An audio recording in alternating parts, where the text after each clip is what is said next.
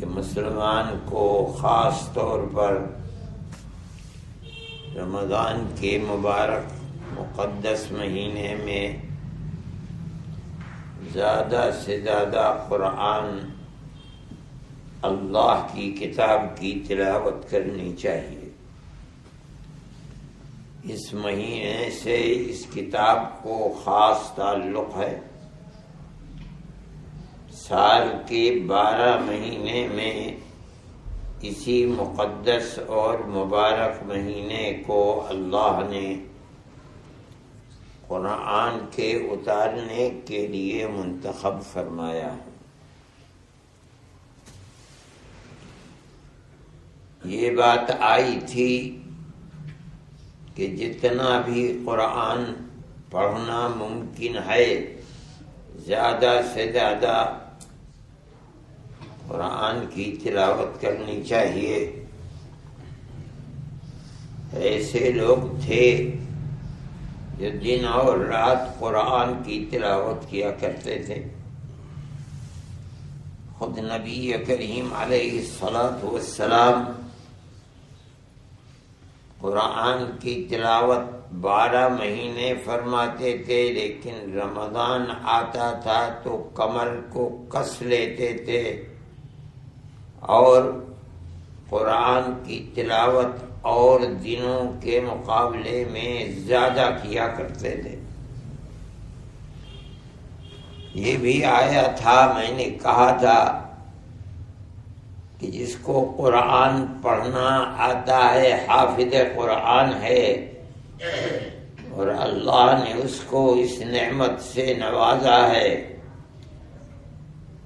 تو اس کو 12 مہینے قرآن پڑھنا چاہیے، لیکن اس مہینے میں روزانہ پروگرام بنا کر جو زیادہ سے زیادہ تلاوت کی جا سکتی ہے روز کرنی چاہیے۔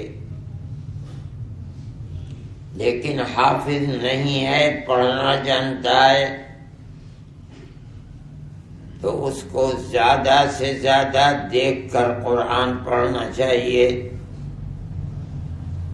اور اگر پڑھنا بھی نہیں جانتا عربی کا، قرآن دیکھ کر بھی نہیں پڑھ سکتا، تو مسلمان ہونے کے ناطے جو 1-2 سورتیں اس کو یاد ہیں جن کو وہ نماز میں پڑھتا ہے، انہی کا تکرار بار بار پڑھا کرے۔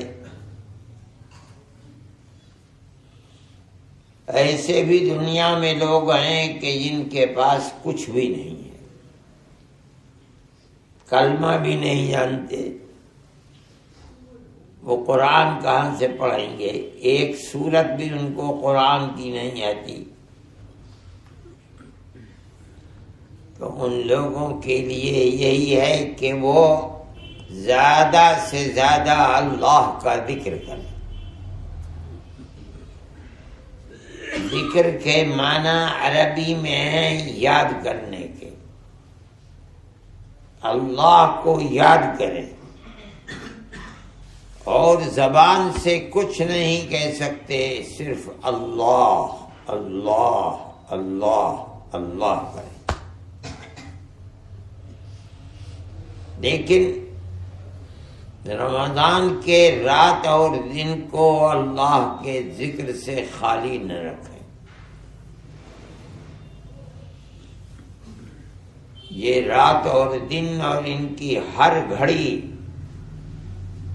اللہ کے ذکر کو کرنے اور اپنے رشتے کو، سمبند کو، تعلق کو اللہ سے قائم کرنے کی بہترین گھڑی ہے۔ عمر بھر اللہ کو یاد کرے، لیکن رمضان کے اندر خاص طریقے کے اوپر اللہ کے ذکر سے غفلت کرنا، یہ انسان کے لیے